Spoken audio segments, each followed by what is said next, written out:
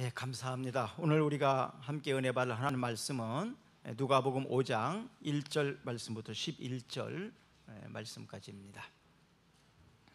무리가 몰려와서 하나님의 말씀을 들을새 예수는 게네사렛 호숫가에 서서 호숫가에 배 두 척이 있는 것을 보시니 어부들은 배에서 나와서 그물을 씻는지라. 예수께서 한 배에 오르시니 그 배는 시몬의 배라. 육지에서 조금 떼기를 청하시고 앉으사 배에서 무리를 가르치시더니 말씀을 마치시고 시몬에게 이르시되 깊은 데로 가서 그물을 내려 고기를 잡으라. 시몬이 대답하여 이르되 선생님, 우리들이 밤이 새도록 수고하였으되 잡은 것이 없지만은 말씀에 의지하여 내가 그물을 내리리이다 하고 그렇게 하니 고기를 잡은 것이 심히 많아 그물이 찢어지는지라. 이에 다른 배에 있는 동무들에게 손짓하여 와서 도와달라 하니 그들이 와서 두 배에 가득 배의 채움에 잠기게 되었더라. 시몬 베드로가 이를 보고 예수의 무릎 아래에 엎드려 이르되 주여 나를 떠나소서 나는 죄인이로소이다 하니 이는 자기 및 자기와 함께 있는 모든 사람이 고기 잡힌 것으로 말미암아 놀라고 세베대의 아들로서 시몬의 동업자인 야고보와 요한도 놀랐습니다. 예수께서 시몬에게 이르시되 무서워하지 말라. 이제후로는 내가 사람을 취하리라 하시니 그들이 배들을 육지에 대고 모든 것을 버려두고 예수를 따르니라. 아멘. 우리나라 사람들은 전통적으로 추구하는 복을 오복이라고 합니다. 서경에 보면 오복에 대해서 장수의 복, 장수는 오래 사는 것입니다. 뭐 백수하십시오, 뭐 이런 인사를 하기도 하죠. 그 전에는 뭐 회갑 정도 되면 오래 산 거라고 생각을 하는데 요즘에는 기본적으로 80 이상은 살죠. 장수의 복. 두 번째는 물질의 복입니다. 부의 복입니다. 물질이 넉넉하고 부유한 삶, 부자 되는 것을 복입니다. 세 번째로는 강령의 복입니다. 그것은 우환 없이 건강하게 평안하게 사는 것을 강령의 복이라고 합니다. 또 유호덕의 복이 있습니다. 이것은 덕이 있게 사는 겁니다. 덕이 있게 사는 것. 또 고종명이 있습니다. 이것은 명대로 살다가 평안히 죽는 것. 그래서 천명을 다한다라는 말이 있습니다. 그런데 이것은 진정한 영원한 복은 아닌 것 같습니다.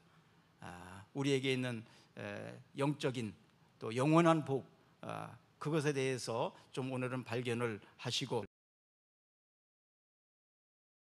큰 복을 받아 누릴 수 있는 여러분이 되어지기를 주의 이름으로 축복합니다.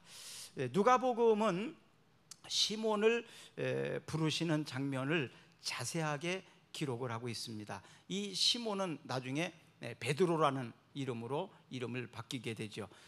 원래 이 시몬이 직업은 어부였습니다. 어부들은 고기를 많이 잡아서 뭐 부자 되는 거지요. 또 그것을 통해서 여러 가지 계획했던 것을 하는 것이 뭐 부자들의 꿈이라고 볼 수도 있겠습니다. 그런데 베드로가 고기를 많이 잡은 곳에 끝나지 아니하고 하나님의 일꾼으로 부름을 받는 그런 장면들을 성경에서 우리는 볼 수가 있는데 그것은 부자 되는 것보다도 목숨보다도 더 중요한 것을 발견했기 때문에 그렇습니다. 부자 되는 것을 위해서 사람들이 열심히 일을 하잖아요. 그러면 왜 부자가 되려고 합니까? 먹고 사는 문제나 또 계획하는 것들, 그런 것들 때문이겠죠. 그래서 우리에게 제일 중요한 건 생명이라고 합니다. 목숨을 위해서, 생명을 위해서. 그런데 베드로는 목숨보다도 더 중요한 것을 발견한 거예요. 생명보다도 더 귀한 것을 발견한 거예요.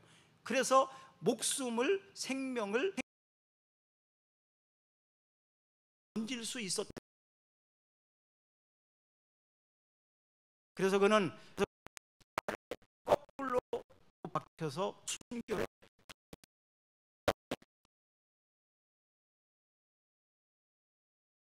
때문에 자기의 생명을 초계와 같이 버릴 수 있었던 것입니다. 사랑하는 여러분, 여러분들은 그런 생명보다도 귀한 것 발견하셨습니까? 그것을 가지고 있습니까? 저는 그렇습니다. 내 생명보다도 내 목숨보다도 더 중요한 것을 발견했습니다. 그렇기 때문에 늘 가슴에 설레임이 있습니다. 가슴을 떨리게 하는 것이 있습니다. 사실 가슴을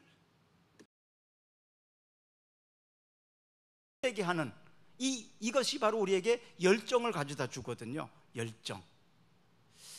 혹시 그 열정을 가지고 있었지만 잃어버렸던 분들은 다시 그 열정이 회복됐으면 좋겠습니다. 그리고 가슴을 흥분되게 하는 그 열정이 아직 없다면 그것을 발견하셔서 여러분들의 인생이 정말 이런 복된 인생, 흥분된 인생, 열정이 있는 그런 인생이 되었으면 좋겠어요. 왜냐하면 그런 사람이 행복하기 때문에 그렇습니다. 가슴을 흥분되게 하는 그 열정을 가지고 있는 사람은 행복한 사람입니다. 우리 옆 사람한테 한번 물어볼까요? 당신은 행복하십니까? 행복하시기를 바랍니다. 행복하시기를 바랍니다. 저도 과거에 꿈꾸던 나름대로 직업관들이 있었거든요.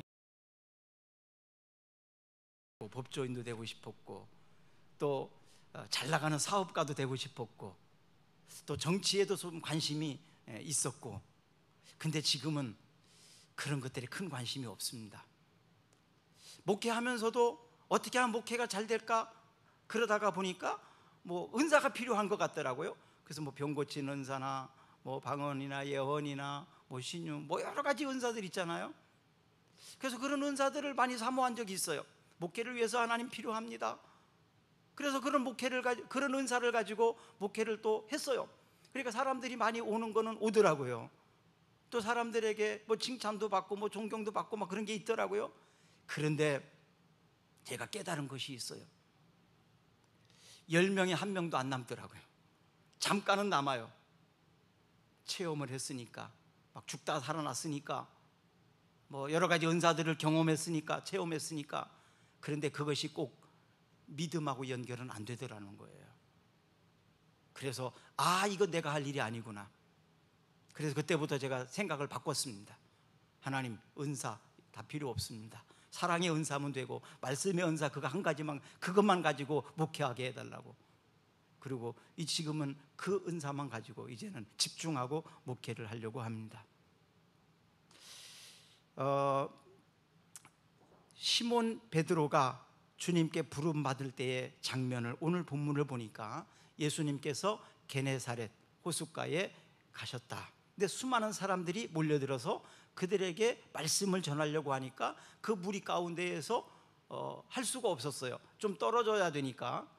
그래서 그때 마침 물고기를 잡는 일을 마치고 그물을 씻고 있었던 베드로, 그러니까 시몬의 일행을 발견한 겁니다. 그리고 배를 빌려달라고 합니다. 그리고 이제 육지에서 조금 떨어져서 그 배에 서서 육지를 향하여, 많은 사람들을 향하여 설교를 했습니다. 그리고 이제 말씀을 마치고 난 다음에 주님은 사용하시면 언제나 공짜가 없으시거든요. 시몬에게, 야, 지금까지 고기를 못 잡았는데 또 깊은 곳에 가서 그물을 다시 한번 내리거라. 그러니까 시몬은 그 말씀에 의지해서 깊은 곳에 가서 그물을 내립니다. 그리고 예수님이 하셨던 대로 했더니 물고기를 많이 잡았더라. 그 배에 다 실을 수가 없어서 동료들의 배를 불러다가 같이 만선의 축복을 받았다. 그런데 그것으로서 베드로가 끝난 것이 아니라, 나는 죄인입니다, 주님 내게서 떠나소서, 이런 고백을 하게 됩니다. 그러니까 지금 많은 물고기의 시선이 머물러 있는 것이 아니고 그 축복을 주시는, 그 기적을 일으키신 주님을 보게 되는 거죠. 또 그 주님을 바라보면서 그가 이제는 물고기를 많이 잡는 단순한 그런 부자가 되는 것이 아니라 또 다른 꿈을 갖게 된다는 얘기입니다. 그래서 오늘 본문을 가지고 우리가 오늘 은혜 받을 말씀의 제목을 더 큰 복을 바라보라, 이렇게 정했습니다. 더 큰 복을 바라보라. 베드로가 피곤해 있을 때에 그 말씀을 들었고요. 또 자기의 지식이나 자신의 어떤 경험이나 이런 것들에 의지하지 않고 주님의 말씀대로 온전히 순종했더니 바로 더 큰 비전과 꿈을 가지게 되었다는 것입니다. 사람들은 기적을 보면 믿겠다고 말합니다. 근데 성경은 믿음을 가지면 기적을 보게 된다고 말씀하십니다. 전혀 방법이 다르죠. 사람들은 내가 기적을 경험하면 믿겠다고 말하지만 성경은 네가 믿으면 기적을 보리라고 말합니다. 실제로 제가 경험해 보면 그렇습니다. 믿는 대로 되는 것 같아요. 믿음으로 기도하면 기도하는 대로 하나님이 응답해 주시는 그런 경험을 저는 했습니다. 동일한 하나님을 믿는 여러분들도 그런 믿음을 가지고 산다면 믿음의 경험들을, 체험들을 많이 할 줄로 믿습니다. 누가복음 17장 11절부터 19절까지는 나병 환자 10명에 대한 이야기가 나옵니다. 예수님께서 길을 가고 계실 때 나병 환자들이 소리 지릅니다. 우리를 불쌍히 여겨주시달라고, 우리를 불쌍히 여겨달라고. 그 나병 환자들은 동네에서 같이 살 수 없습니다. 성 안에 살 수도 없습니다. 전염병이니까요. 격리돼서 살아야 됩니다. 그들이 병이 치유되면 제사장에게 몸을 보이고 확인하고 난 다음에 성에 들어와서 살 수가 있거든요. 그래서 소리 지릅니다. 그들이 지금까지 여러 가지 해봤지만 병을 치유받을 수 없었는데 예수님, 우리를 불쌍히 여겨달라고. 그러니까 예수님께서 그들을 고쳐주십니다. 그래서 그들을 제사장에 가서 몸을 보이고 너희의 치유한 것을 받은 것을 확인하고 이제 성 안에 들어가라, 가서 살아라 이 말이죠. 그러니까 10명이 모두가 제사장에게로 가는 과정 가운데에서 치유함을 받은 거예요. 치료가 일어난 거예요. 그러니까 9명은 제사장에 가서 빨리 가서 몸을 확인받고 이제 하고 싶은 것, 만나고 싶은 사람들 그것에 흥분됐을 거예요. 그래서 계속 달려갔습니다. 그러나 한 사람은 제사장에게 가던 것을 길을 멈추고 되돌아옵니다. 나를 고쳐주신 예수님을 내가 감사해야 되겠다, 감사 인사를 해야 되겠다. 그래서 예수님께로 돌아온 거예요. 그러면서 하나님께 영광을 돌렸고 예수님께 와서 감사했다는 이야기가 나옵니다. 19절 한번 읽어볼까요? 그에게 이르시되 일어나 가라, 내 믿음이 너를 구원하였느니라 하시더라. 네, 이 사람은 이제 믿음으로 구원까지 받았다라고 표현합니다. 그러니까 몸이 치유함을 받은 것뿐만 아니라 영혼 구원까지 받았다는 거예요. 10명 중에서 9명은 육신의 치료만 받았지만 1명은 영혼 구원까지 받았다는 것입니다. 예수님이 이 땅에 오신 것은 사업가로 오신 것도 아니고 정치인으로 오신 것도 아닙니다. 의사로 오신 것도 아닙니다. 어떤 행정가로 오신 것이 아닙니다. 그렇기 때문에 예수님이 진짜로 해야 될 일은 병을 치유하는 일이나 뭐 가난한 사람을 부하게 한다거나 행정적으로 로마의 압제에서 구원해 준다거나 이런 것이 아니라 우리의 영혼을 구원하기 위해서 십자가에 못 박혀 대신 죽으시려고 오신 거예요. 그래서 예수님의 진정한 목적은 십자가의 죽으심, 하나님의 나라를 선포하고 또 하나님의 나라가 무엇인지 알게 하고 어떻게 해야 구원받는지를 알게 하고 율법의 진짜 목적이 무엇인지를 깨닫게 하고 가르치면서, 그래서 모든 사람들이 자신이 죄인임을 깨닫게 하고 그리고 믿는 자들을 구원시키기 위하여 예수님이 대신 그 십자가 형벌을 받기 위해서 이 땅에 오신 것입니다.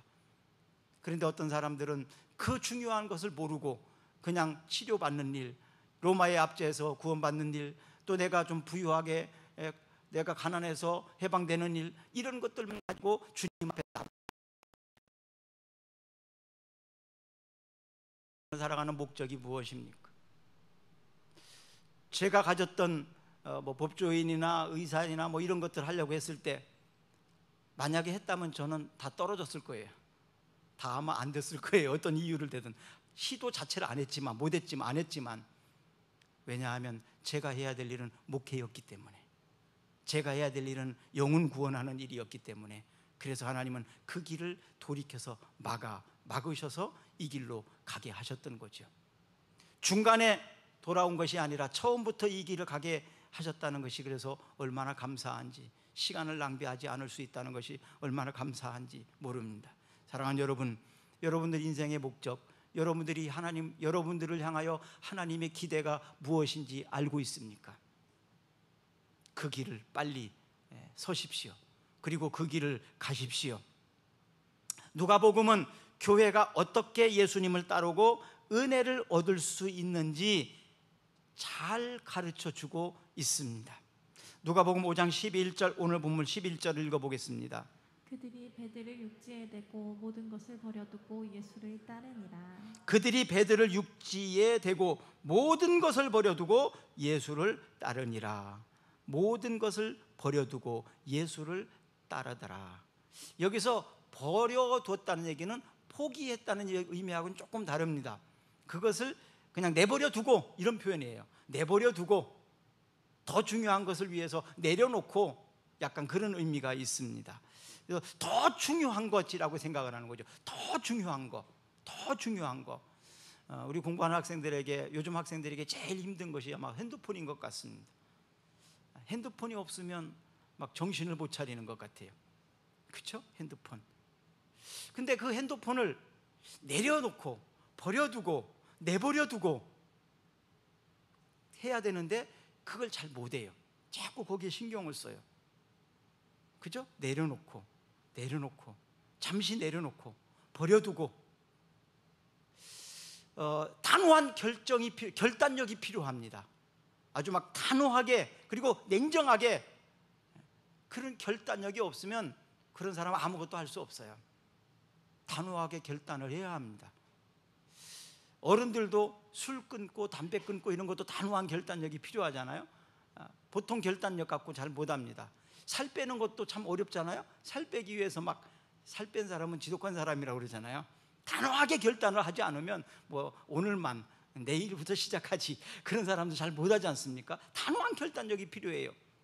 그럴 때 우리가 생각하는 사람이 있어요. 한국을 빛낸 영웅 백인 김유신 장군. 그죠? 김유신 장군. 매일매일 그는 그 천관녀가 운영하는 술집에, 기생집이죠. 술집을 시간만 되면 가는 거예요. 시간 되면. 그러니까 그 기생집에 계속 그렇게 가니까 이 김유신의 어머니가 하루는 붙잡고 얘기를 합니다. 야, 너 거기를 그렇게 자주 가서 뭘 하겠냐? 네가 가문을 좀 빛내는 사람이 돼야 되지 않겠냐? 나라를 위해서 네가 좀 뭔가를 할 수 있는 사람이 돼야 되지 않겠냐? 화랑쯤 돼가지고 그렇게 기생집을 찾아다니면 네가 뭘 할 수 있겠냐? 어머니의 말을 들었어요.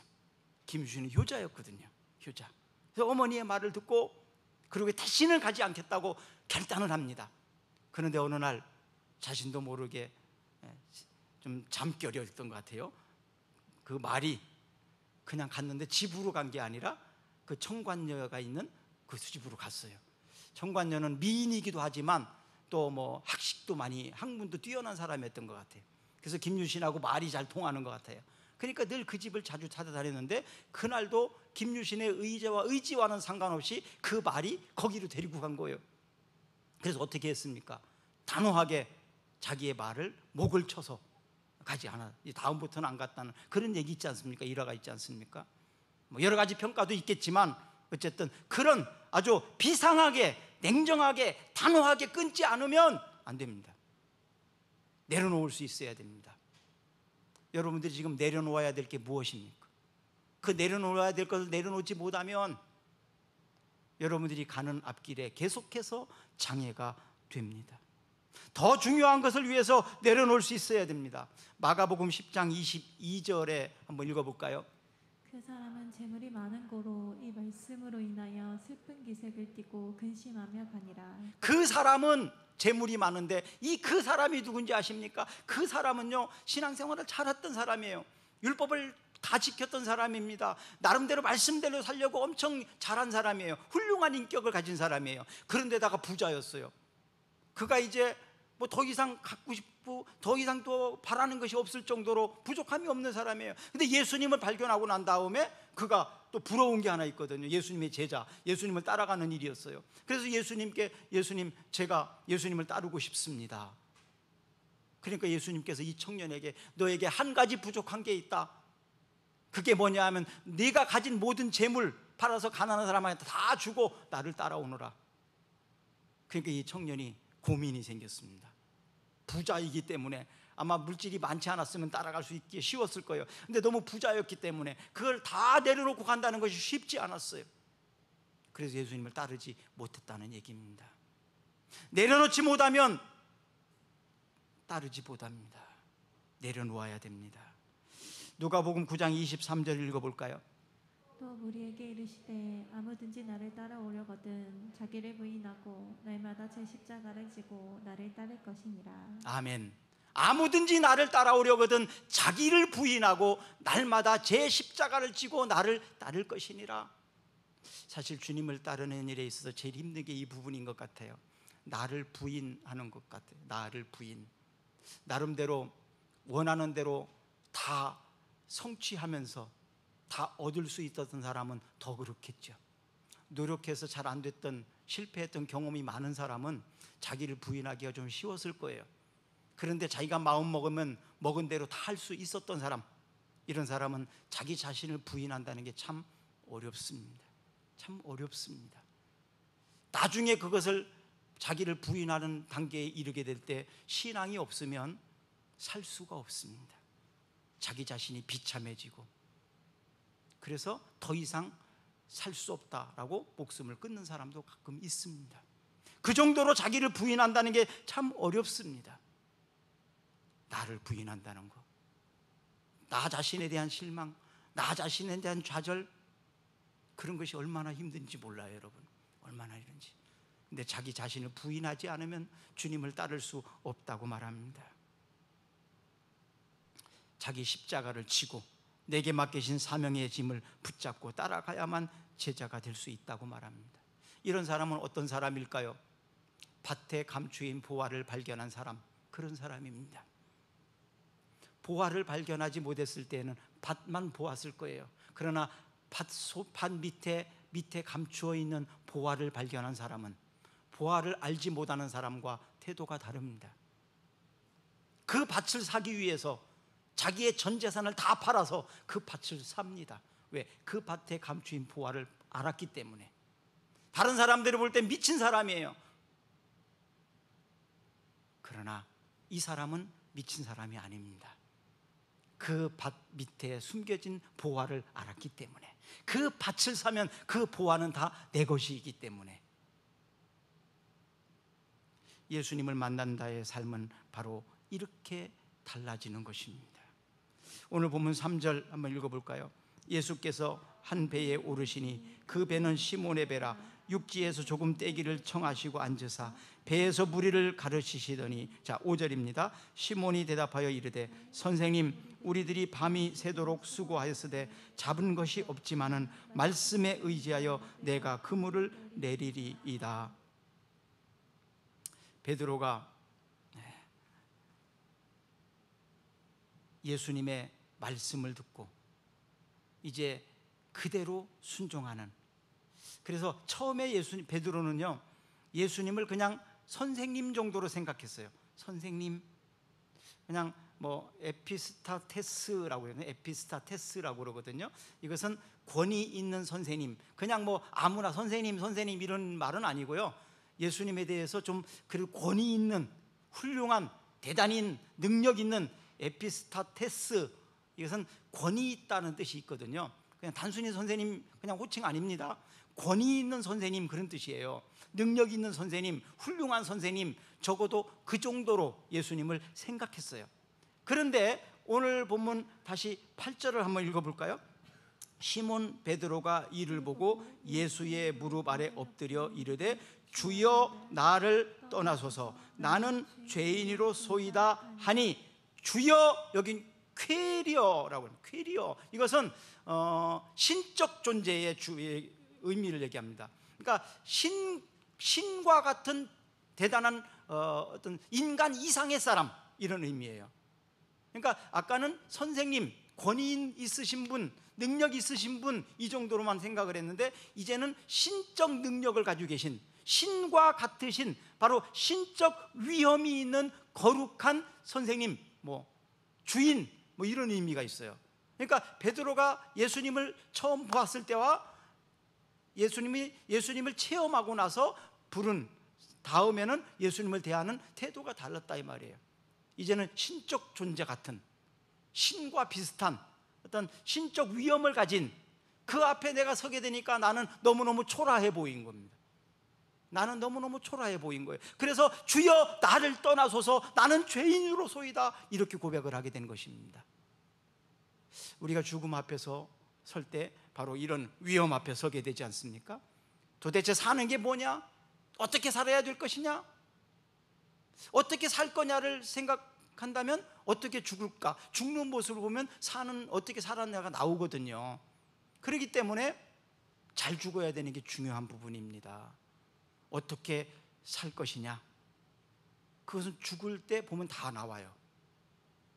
그래서 어떻게 죽을 거냐를 생각해 보면 내가 어떻게 살 것인가는 해답이 나옵니다. 그리고 이제 예수님을 3년간 따라다니면서 예수님을 더 깊이 만나고 더 깊이 체험하고 난 다음에는 다시 고백을 하게 됩니다. 마태복음 16장 16절입니다. 주는, 자, 시몬 시작. 시몬 베드로가 대답하여 이르시되 주는 그리스도시요 살아계신 하나님의 아들이시니이다. 주는 그리스도시요 살아계신 하나님의 아들입니다. 아까는 신적 존재 같은 퀘리어, 주인 정도로 생각을 했는데 이제는 하나님의 아들, 다시 말하면 하나님이시다, 이렇게 고백하고 있는 겁니다. 하나님이시다. 인생의 문제에, 이 문제를 우리는 극복하면서 살아가기 위해서 아까 말씀드렸던 오복과 같은 여러 가지 복을 추구하면서 살아갑니다. 이것은 기본적인 인간들의 복이에요. 이것은 하나님이 그냥 알아서 주실 복들입니다. 사실은 이것보다 더 중요한 것을 구할 수 있는 그런 믿음이 있었으면 좋겠습니다. 더 귀한 것을 바라볼 수 있는 그런 사명을 찾았으면 좋겠습니다. 그럴 때 진짜 우리 그리스도인들에게는 가슴을 뜬들리게 하는, 가슴을 흥분되게 하는 그런 열정이 만들어지거든요. 자, 시편 1편 3절을 볼까요? 그는 시냇가에 심은 나무가 철을 따라 열매를 맺으며 그 잎사귀가 마르지 아니함 같으니 그가 하는 모든 일이 다 형통하리이로다. 아멘. 저는 이 말씀을 그대로 믿습니다. 특별한 경우가 아니면 하나님 잘 믿는 사람들이 당연히 모든 일이 형통합니다. 하나님이 주시는 복을 안 받을 수가 없습니다. 못 받을 수가 없습니다. 안 받는 게 이상한 겁니다. 물론 특별한 경우 있다고 말씀드렸어요. 하나님의 사명이나 하나님의 뜻에 의해서 특별한 경우는 있어요. 그러나 보편적으로는 하나님이 주시는 형통의 복을 다 받습니다. 왜냐하면 하나님의 사랑이 그렇게 하실 수밖에 없기 때문에 그렇습니다. 자식을 키우는 부모는 자식을 보면 그렇지 않습니까? 네. 하나님이 우리를 향한 축복이 당연히 그렇습니다. 그래서 예수 믿는 사람들이 잘 될 수밖에 없는 거예요. 잘 될 수밖에 없는 것입니다. 잠언 한번 봅시다. 잠언 12장 19절입니다. 진실한 입술은 영원히 보존되거니와 거짓 혀는 잠시 동안만 있을 뿐이니라. 진실한 입술은 영원히 보존되거니와 거짓 혀는 잠시 동안만 있을 뿐이니라. 예수 믿는 사람들은 진실한 입술, 거짓말하지 않아야 합니다. 근데 오늘날 보면 너무 불의와 부정과 거짓이 많아요. 거짓이 너무 많습니다. 예수 믿는 사람들도 거짓말을 너무 잘해요. 그러니까 하나님이 주시는 복을 받기에 부적합한 겁니다. 진실해야 합니다. 정직해야 합니다. 잠언 27장 14절을 보겠습니다. 대저 재물은 영원히 있지 못하나니 면류관이 어찌 대대에 있으랴. 자, 이제 그 재물의 축복을 받았다면 그 재물이 영원하지 못합니다. 그 재물을 무엇을 위해서 어떻게 써야 되는지를 그 대답을 가지고 있어야 합니다. 여러분 자녀들에게 필요한 것들은 기본적으로 공급을 다 하잖아요. 근데 특별히 뭐를 좀 더 많은 것을 요구할 때에는 무엇을 위해서 왜 달라고 하는지를 묻지 않습니까? 너에게 그것이 왜 필요한지, 그리고 그것이 합당하게 되면 기꺼이 자식에게 줍니다. 그러나 그것이 합당하지 않다면 안 줘야 합니다. 또 그것이 오히려 있음으로 인해서 잘못된다면 오히려 주지 말아야 됩니다. 그것이 자녀를 위한 길입니다. 요즘에 휴대폰 같은 걸 보면서 편리함도 많지만 우리 학생들한테 너무나 이게 나쁘다, 잘못된 게 너무 많다, 참 걱정이 사실은 많이 됩니다. 그 아이들이 그것을 필요할 때와 필요하지 않을 때를 좀 구분하고 단호하게 내려놓을 수 있다면, 그런 결단력이 있다면 괜찮을 텐데 그게 잘 안 되니까요. 저는 어른들도 마찬가지라고 봅니다. 필요할 때는 쓰지만 필요 않을 때는 단호하게 내려놓을 수 있어야 되지 않을까요? 그런 결단력과 그런 것이 없는 사람이 그걸 사용하게 되니까 문제가 많이 되는 거죠. 좋은 칼이나 이런 것들이 좋은 거예요, 연장으로. 그러나 이것이 잘못된 사람의 손에 들어가게 되면 지난번 지하철에서 일어났던 사건처럼 흉기가 되고 사람을 해치는 무기가 되지 않습니까? 사랑하는 여러분, 우리가 준비되어야 합니다. 하나님께서 나를 쓰시도록, 하나님께서 나에게 물질을 주시도록, 하나님께서 나에게 권위를 주시도록, 하나님께 나에게 능력을 주시도록 내가 준비되어야 됩니다. 준비되지 않은 사람에게 그것이 주어졌을 때에는 그것은 흉기고, 그것은 나를 망하게 하고 다른 사람들에게 상처를 주는 그런 것이 되는 겁니다. 준비되지 않은 사람이 지도자가 되었을 때 얼마나 큰 문제가 많이 일어납니까? 얼마나 많은 비리들이 일어납니까? 저는 오늘날 사회를 보면서, 세상을 보면서 참 두려움이 많이 생깁니다. 저런 것들을 바르게 잘 사용하면 얼마나 좋았을까? 시몬 베드로, 그의 꿈은 어부로서 물고기를 많이 잡아서 부자 되는 거예요. 그때의 마음에는 물고기를 많이 잡는 날은 행복했을 거예요. 참 기분이 좋고 희망을 가졌을 거예요. 야, 이것 가지고 뭐도 하고 뭐도 할 수 있다. 배도 좀 더 큰 걸로 바꿀 수 있고, 여러 가지 계획들이 막 신났을 겁니다. 물고기를 많이 잡으면 그래서 신난 겁니다. 막 꿈이 생겨요. 희망이 생깁니다. 근데 물고기를 못 잡았을 때는 어떨까요? 그것 때문에 울게 되고 절망하게 되고 낙심하게 됐을 거예요. 그러니까 우리가 인생을 살아가면서 베드로처럼 지금 우리를 웃게 하고 우리를 울게 하는 게 도대체 뭡니까? 여러분들을 낙심하게 하고 여러분들을 희망을 갖게 하고, 그것이 도대체 무엇입니까? 무엇을 가지고 여러분 그렇게 하십니까? 한번 생각을 해보세요. 정말 그것이 나를 웃기고 울릴 만한 중요한 문제인지, 정말 그것이 나를 절망하게 하고 그것이 나를 희망을 갖게 하는 것인지 좀 더 깊이 생각해 보세요. 생각해 보면 사실은 별거 아닌 것 때문에 내가 절망하고 별거 아닌 것 때문에 내가 울고 있을 때가 얼마나 많은지요. 별거 아닌 것 가지고 고민하고 잠 못 자고 괴로워하고 그럴 때가 얼마나 많습니까? 별것 아닌데, 그거 사실 별거 아닌데 왜 내가 그런 것 가지고 그렇게 했지? 그럴 때가 참 많습니다. 인생 전체를 바라보게 되면 저도 이제는 살아온 날이 살 날보다 많지 않습니다.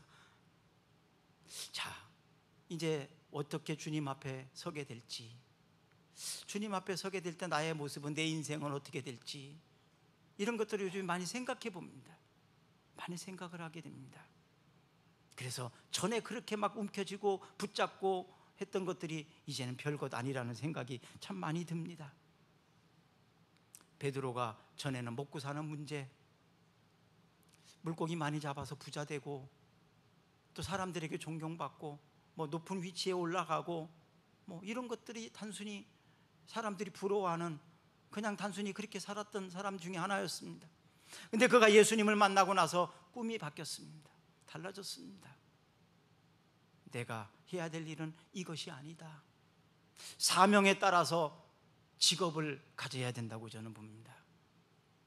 선생님은 특별히 사명감을 가지지 않으면 선생님 하면 안 된다고 봐요. 근데 오늘날은 보면 선생님이 사명감 없이 선생님 하는 사람 참 많은 것 같아요. 참 많은 것 같아요. 아이들이 공부를 하든지 안 하든지 상관이 없어요. 내가 한 달 동안 잘하고 월급 잘 받아가면 되는 거예요. 무탈하게 20년 잘 맞춰서 노후까지 책임지면 그냥 좋은 거예요. 근데 적어도 사명감을 가진 선생님들은 그렇게 하지 않았어요. 내일 당장 안 하는 한이 있더라도 그렇게 하지 않았어요. 사랑하는 여러분, 여러분 사명감을 가지고 있습니까? 직업에 대한 사명감을 가지고 있습니까? 그냥 단순히 사람들이 부러워하고 좋아하는 직업, 그냥 그것을 되려고 노력했던 것은 아닌지요. 더 큰 복을 바라보고 더 큰 하나님의 계획을 바라보고 영혼을 사모할 수 있는 여러분과 저가 되었으면 좋겠습니다. 10절을 한번 다시 읽어봅시다. 10절. 세베대의 아들로서 시몬의 동업자인 야고보와 요한도 놀랐습니다. 예수께서 시몬에게 이르시되 무서워하지 말라. 이제 후로는 내가 사람을 취하리라. 이제는 내가 사람을 취하리라. 전에는 물고기를 잡는 일이었어요. 그게 목표예요. 그래서 이제는 사람을 취하는 일, 사람을 살리고 사람을 키우고 다음 세대를 양육해 나가는 일이었습니다. 여러분, 우리 교회는 이제 어린아이들이 젊은 교회입니다. 그렇죠? 어린아이들이 많이 올 수 있고 또 많이 있기도 한, 평균적으로 보면 우리나라에서 교회들을 보면 요즘에 주일학교 중고등부 없는 교회가 굉장히 많거든요. 절반이 넘거든요. 근데 우리 교회는 그래도 좀 많이 있는 편입니다. 근데 많이 줄었어요. 지금 코로나 때문에 다시 회복해야 합니다. 그러면 우리는 뭐가 필요할까요? 일꾼이 필요합니다. 다음 세대에 일꾼이 필요합니다. 선생님들이 필요합니다. 또 양육할 사람들이 필요합니다. 그래서 이 사명을 잃어버리게 된다면 우리 교회가 하나님 앞에 사랑받지 못할 겁니다. 다음 세대, 어린아이들, 중고등학생들, 대학생들, 우리 다음 세대를 키워나가는 일에 다시 한번 더 집중적으로 기도하고 헌신하고 여러분들이 좀 뭔가든 좀 희생해 주시기를 부탁합니다. 물질로 하든 몸으로 하든 여러분들이 가진 경험으로 하든 선생님으로 봉사하든 좀 차량으로 봉사하든 어쩐 일이든 좀 일꾼들이 좀 많이 필요합니다. 많이 필요합니다. 옛날에는 한 사람이 한 반이 보통 뭐 막 50명, 저 때는 막 70명까지 됐거든요. 한 학급이 70명도 넘기도 했어요. 막 한 선생님이 70명을 가르쳤어요. 그래도 그냥 어떻게 됐는데 요즘에는 굉장히 많이 줄었잖아요. 요즘에 초등학생들은 25명 정도, 그죠? 25명 정도를 한 선생님이 합니다. 또 뭐 어린 아이들이 유치원이나 뭐 어린이집이나 노인들을 케어하는 곳이나 뭐 이런 데는 뭐 한 명의 선생님당 아이들이 뭐 더 적습니다. 그렇죠? 유아 같은 경우는 막 2명, 3명 한 선생님당 그 정도로 선생님이 많이 필요하다는 얘기예요. 그만큼 케어하는 사람이, 돌보는 사람이 옛날하고 다르게 더 많이 필요하다는 얘기입니다. 그렇게 본다면 우리 교회는 유년부나 중고등학교 선생님이 많이 필요합니다. 오늘 14명이 찬양했잖아요. 앞에 나와서. 선생님들이 더 많이 필요합니다. 여러분 헌신해 주십시오. 그리고 다음 세대를 키우는 이 일에 여러분들이 자원해 주시기를 부탁합니다.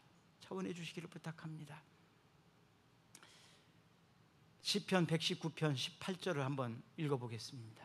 내 눈을 열어서 주의 율법에 놀라운 것을 보게 하소서. 내 눈을 열어서 주의 율법에서 놀라운 것을 보게 하소서. 내 눈을 열게 하소서. 저는 이제 다음 주면은 내일 읽을 말씀이 창세기 25장 19절부터 마지막 절까지잖아요. 오늘은 창세기 24장 1절부터 18절까지 읽었는데 내일부터는 19절부터 마지막 절까지 읽어야 되는데, 내일 이야기는 뭐냐 하면 그 에서와 야곱의 팥죽 이야기입니다. 쌍둥이를 태어나서 팥죽 이야기가 나옵니다. 근데 에서는 자기가 사냥하는 걸 좋아해서 그렇게 살았고, 야곱은 뭐 돌아다니는 거 안 좋아하니까 집에서 늘 이렇게 살았는데, 그러니까 중요한 건 뭐냐 하면 무엇을 하는 게 중요한 것이 아니라 이 에서가 자기가 배고픈 것 때문에 팥죽 한 그릇에 장작의 명분을 팔았다는 거예요. 지금 당장 배고픈 거 이거 해결하기 위해서 자기 동생에게 장작권을 넘긴 거예요. 야곱은 기회를 잡은 겁니다. 형이 배고플 때 딱 기회를 잡아서 장자권을 산 거예요. 팥죽 한 그릇에. 장자의 명분 장자권을 팥죽 한 그릇에 사고 팔았다. 정말 헐값입니다. 이것은 무엇을 의미합니까? 단순히 장자의 명분 권한 이 정도가 아니라 그것은 미래를 얘기하는 거예요. 그것은 축복권을 얘기하는 겁니다. 자, 정리해 봅니다. 내가 지금 먹고 마시고 사는 인생의 필요함, 이것에 만족하고 사는 사람은 아까 오복과 같은 그런 거 갖고 이렇게 살지 몰라요.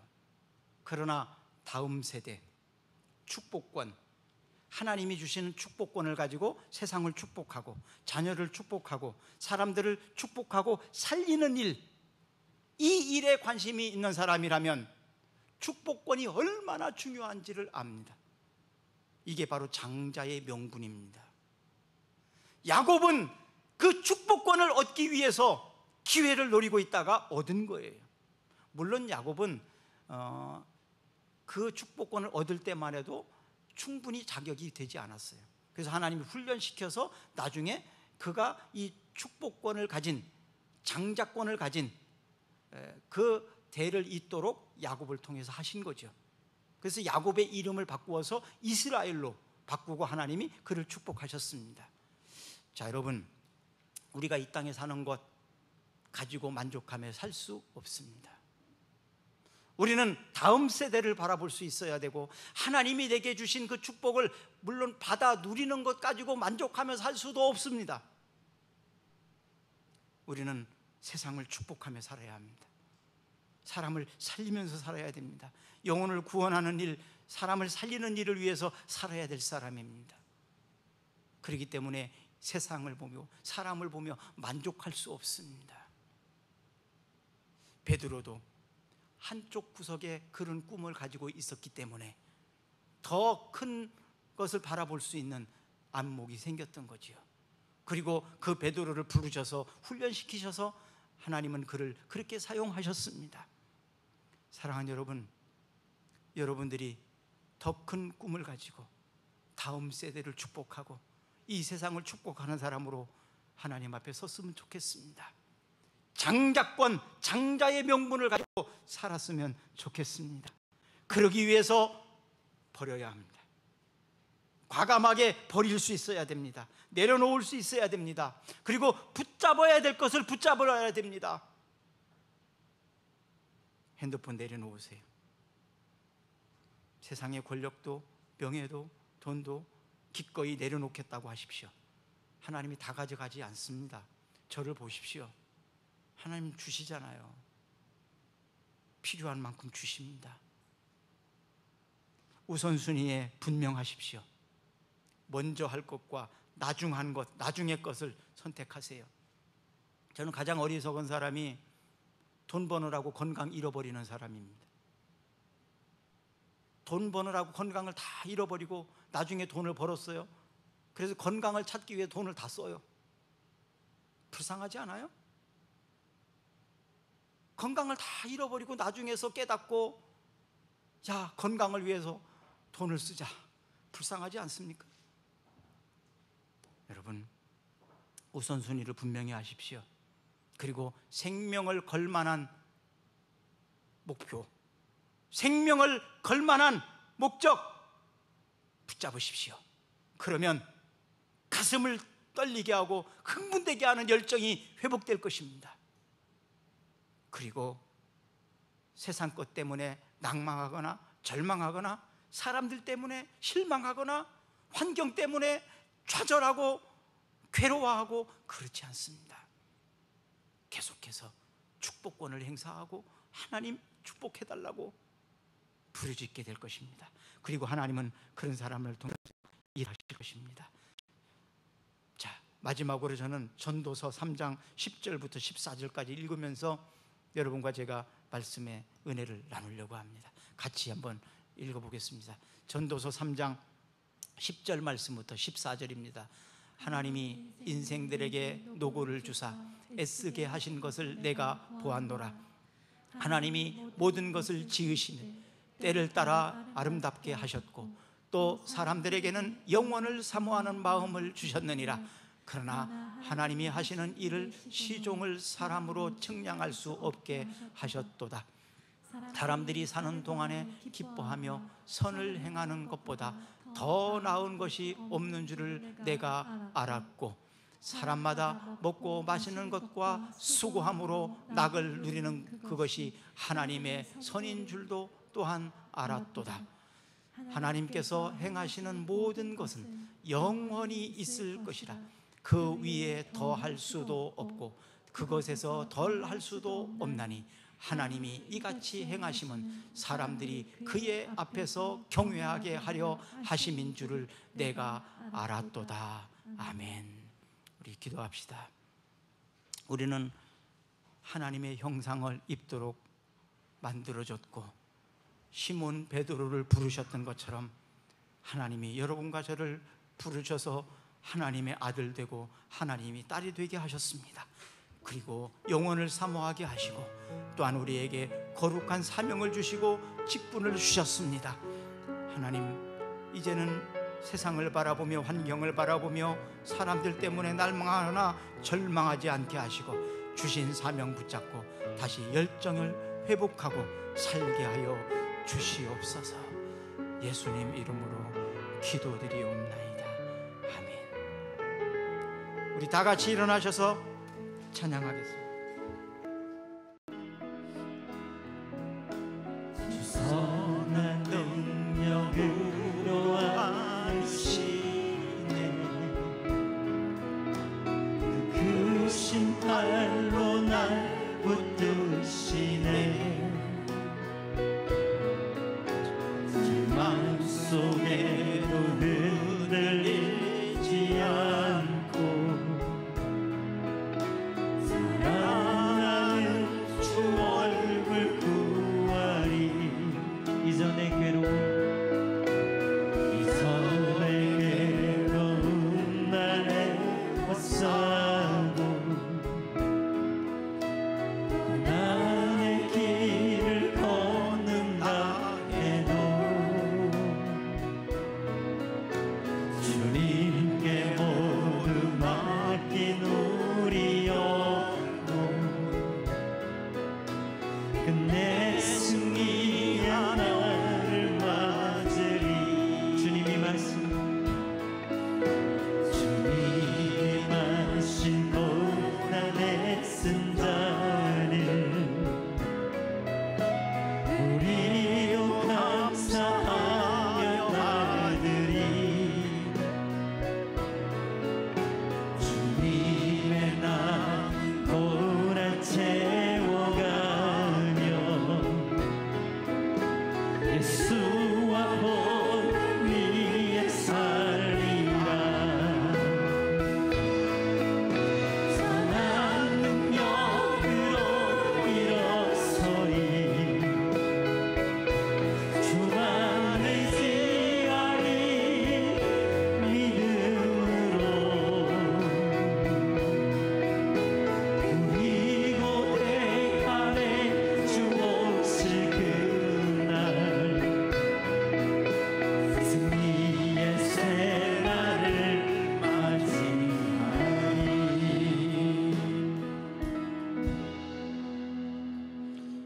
지금은 모든 만물을 다스리시는 주 예수 그리스도의 은혜와 영원토록 우리의 출입을 지켜주시는 하나님 아버지의 사랑하심과 교훈하시고 깨닫게 하셔서 말씀대로 순종하도록 도우시는 성령님의 교통하심이 더 큰 복을 바라보며 살아가기를 원하는 성도들과 저들의 가정과 저들의 기업과 우리나라와 민족 위에 항상 함께 하시기를 간절히 축원하옵나이다.